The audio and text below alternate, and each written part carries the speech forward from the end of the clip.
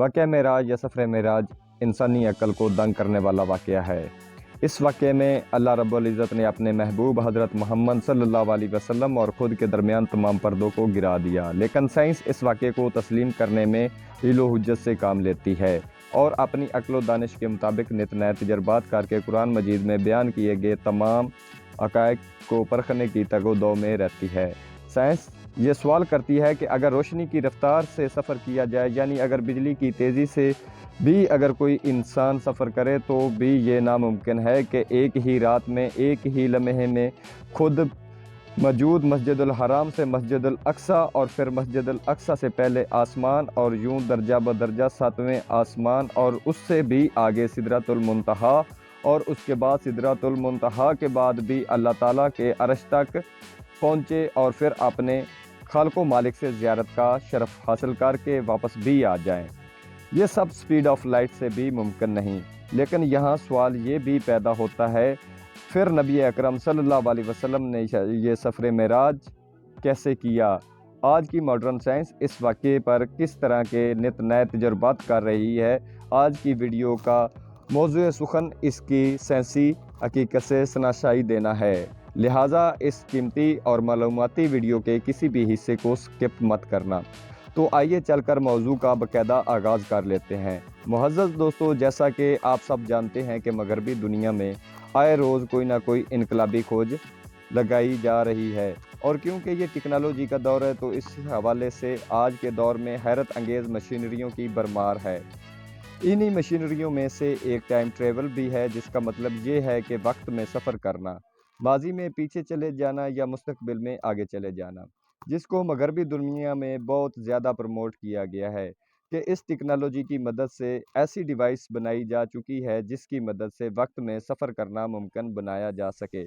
لیکن کیا آپ جانتے ہیں کہ قرآن مجید میں 1400 سال پہلے ہی بیان کر دیا گیا کہ یہ جب نبی اکرم صلی اللہ علیہ وسلم مکہ مکرمہ سے مسجد اقصیٰ پہنچے، اگر اس دور کے مطابق اونٹ یا گھوڑے پر سفر کیا جاتا تو اس سلسلے میں 30 یا 40 دنوں کا وقت لگ سکتا تھا، مگر آپ صلی اللہ علیہ وسلم نے نہ صرف مسجد الاقصیٰ تک کا سفر کیا بلکہ ساتویں آسمان تک پہنچے اور اس سے بھی آگے سدرۃ المنتہا پر بھی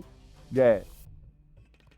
وہ حد جس سے آگے جناب جبرائیل علیہ السلام بھی نہ جا سکتے ہوں۔ دوستو، سائنس کے لیے یہ سمجھنا ناممکن تھا۔ آپ صلی اللہ علیہ وسلم پوری کائنات کا سفر کیا لیکن زمین پر بہت کم وقت گزرا۔ سائنس کی اسپیشل تھیوری آف ریلیٹیوٹی کے مطابق اگر کوئی جسم روشنی کی رفتار کے ساتھ سفر کرے تو وقت کا پھیلاؤ بڑھ جاتا ہے۔ حضرت محمد صلی اللہ علیہ وسلم برق پر سوار تھے، اس کی رفتار روشنی کی رفتار سے کئی گنا زیادہ تھی۔ معراج کے دوران وقت کا پھیلاؤ بڑھنے کی بجائے کم ہوا، یعنی وقت تھم گیا۔ سائنسی نقطہ نگاہ کے مطابق کائنات کے کنارے تک کا فاصلہ کسی بھی سمت میں 40.5 بلین نوری سال ہے، جسے مرئی کائنات کہا جاتا ہے، جبکہ روشنی ایک سال میں 9.46 بلین کلومیٹر کا سفر کرتی ہے۔ اس کا مطلب ہے اگر روشنی مسلسل سفر کرتی رہے تو 40.5 بلین سالوں میں کائنات کے کنارے تک پہنچ سکے گی۔ یہاں دوسرا سوال بھی پیدا ہوتا ہے کہ اتنی بڑی مسافت حضرت محمد صلی اللہ علیہ وسلم نے اتنے کم وقت میں کیسے کی؟ بے شک یہ اللہ کی ہی قدرت ہے، اس نے اپنے محبوب کے لیے وقت کو سمیٹ لیا۔ صحیح مسلم کی ایک حدیث میں برق کے بارے میں حضور صلی اللہ علیہ وسلم نے فرمایا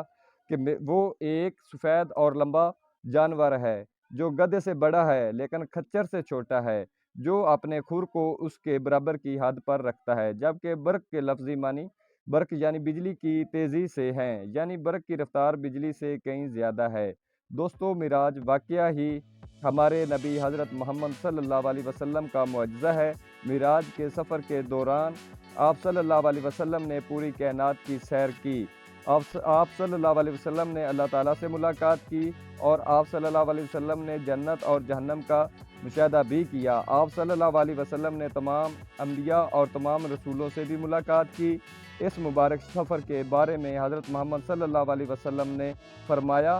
سفر معراج سے پہلے حضرت جبرائیل علیہ السلام میرے پاس آئے اور میرا سینہ چاک کیا، پھر سونے کا تشت لایا گیا، میرے دل کو نکال کر اس تشت میں دھویا گیا جو ایمان سے بھرا ہوا تھا، اور پھر میرے دل کو واپس رکھ دیا گیا۔ یعنی اللہ نے اپنے حبیب کے دل کو اور ان کے وجود کو مضبوط کر دیا اور سفر کی طاقت عطا کر دی۔ اور غیر مسلموں نے واقعہ ہی معراج کی حقیقت کو کفر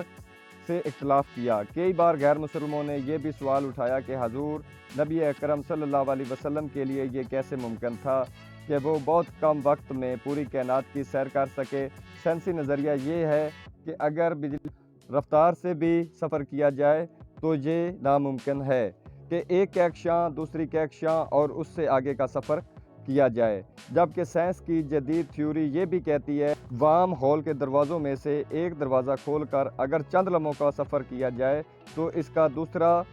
دروازہ کسی دوسری کہکشاں میں کھلتا ہے۔ اس کا مطلب ہے کسی ایک دروازے کو کھول کر کسی دوسری کہکشاں میں جا سکتا ہے۔ اس تھیوری میں جس کا سہارا لیا گیا وہ قرآن کریم کی بیان کردہ آیات ہیں جو کہ سورۃ معراج سے لی گئی ہیں،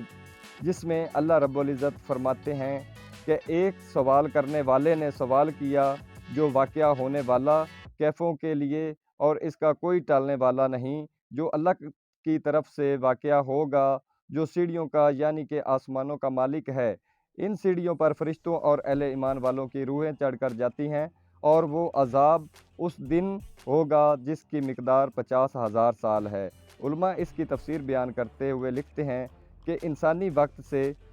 اس کا موازنہ کیا جائے تو وقت 50,000 سال بنیں گے اور وہ سفر ایک دن میں طے ہوگا اور وہ دن قیامت کا ہوگا۔ اور بالکل اسی طرح سے اللہ نے وہ سیڑھیاں بنا رکھی ہیں، یعنی وہ دروازے جو ایک آسمان سے دوسرے آسمان تک کا سفر محض ایک دروازہ کھولنے کا ہے۔ اس سے متعلق قرآن مجید میں ارشاد ہوتا ہے اگر ان پر ہم آسمان کا دروازہ کھول دیں اور اس میں چڑھ جائیں تو البتہ یہ کہیں گے ہماری نظر بندی کر دی گئی بلکہ ہم پر جادو کیا گیا۔ ناظرین گرامی، ان آیات میں بیان کیا گیا وہ لوگ جو گمراہ ہیں اللہ انہیں راستہ بھی دکھا دے۔ جس طریقے سے فرشتے آسمان تک سفر کرتے ہیں تو وہ کہیں گے ہماری آنکھوں پر پٹی باندھ دی گئی یا ہم پر جادو کیا گیا، یعنی اللہ سبحانہ و تعالیٰ یہ بھی بتا دے کہ فرشتے کس طرح سے سفر کرتے ہیں اور آسمان کے درمیان وہ راستے یا سیڑھیاں کیسے موجود ہیں جو ایک آسمان سے دوسرے آسمان کا سفر فوری بناتی ہیں۔ آج کی سائنس 1400 سال بعد قرآن مجید میں بیان کی گئی تھیوری کو لے کر پھر اسی سے سوال پر کھڑی ہیں کہ ایک ہی رات میں یہ سفر کیسے ممکن ہوا۔ سائنس آج بھی یہ ماننے کو تیار نہیں کہ کوئی بشری وجود یا انسانی جسم بجلی کی رفتار سے یہ سفر کرے اور اس کے بعد انسانی جسم کی میں بھی باقی رہے، کیونکہ انسانی علوم کے مطابق کوئی بھی شے بجلی کی رفتار سے سفر کرے تو وہ اپنے وجود کو بدل ڈالے گی، اور اگر بجلی کی تیزی سے یہ سفر کیا جائے کئی بلین سالوں تک کا وقت درکار ہو سکتا ہے۔ اللہ رب العزت کی یہ کائنات بہت وسیع ہے کہ کائنات کی کوئی حد بھی نہیں جان سکتا، اس کے بارے میں صرف اور صرف اللہ رب العزت کی ذات ہی جانتی ہے۔ یہ سفر کیوں کہ ممکن ہوا، اس کا اللہ اور اس کے محبوب کے درمیان کیا باتیں ہوئیں، اس کے بارے میں اللہ اور اس کا رسول ہی بہتر جانتے ہیں۔ آپ کو ویڈیو کیسی لگی کمنٹس میں ضرور بتانا اور اپنی قیمتی رائے کا اظہار ضرور کرنا۔